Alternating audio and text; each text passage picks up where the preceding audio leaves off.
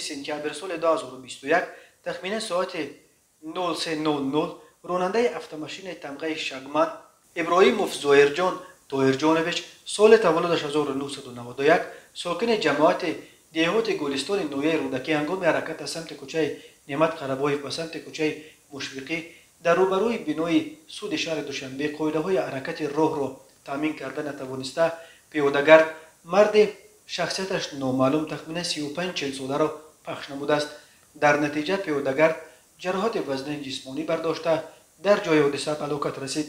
متاسفانه 31 آگوست سال 2021 تخمین ساعت 17:00 راننده автомашین تمغه مرسدس بنز بهروز غایبزاد سال تولدش 1990 ساکن نویه یوان هنگام حرکت از سمت شهر دوشنبه به سمت شهر باختر در جماعت دیهات هلالی نویه خراسان از عهده اداره واسطه نقلیات نبرآمده پیاده‌گرد دولایف مهرو میرزارحیمونا سال تولدش 1965 ساکن جماعت دیهات فخرآباد نویه خراسان را پخش نموده است.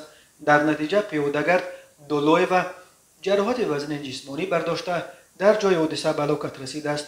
از روی این حادثه ها تحقیقات ادامه دارد.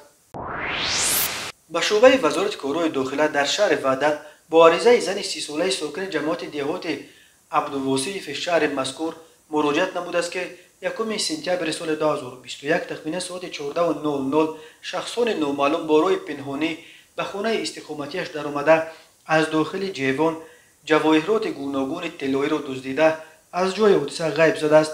ضرر رسانیده شده 6400 سامانی را تشکیل می‌دهد. هنگام گذرانیدن چاره‌بینی‌های اپراتیوی جستجویی از جانب کارمندان میلیسیا نابالغ 17 ساله ساکن همین شهر با گمان صادر نمودن جنایت دزدی دستگیر کرده شد. اینچنین در نتیجه گذرانیدن چاره‌بینی‌های اپراتیوی جستجویی از جانب کارمندان میلیسیا نابالغ 17 ساله ساکن شهر شیدان نویه 8 همچون گمانبر در صادر نمودن جنایت دزدی دستگیر کرده شد.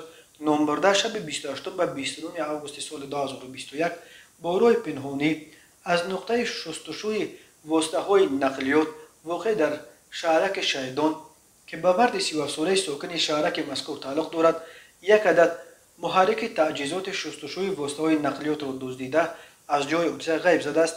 ضرر رسانیده شده 23000 سامانی را تشکیل می‌دهد. عاید به این حادثه پرونده جنایتی با ماده 244 قسم 2 کودکس جنایتی جمهوری تاجیکستان آغاز کرده شده تفتیشات ادامه دارد.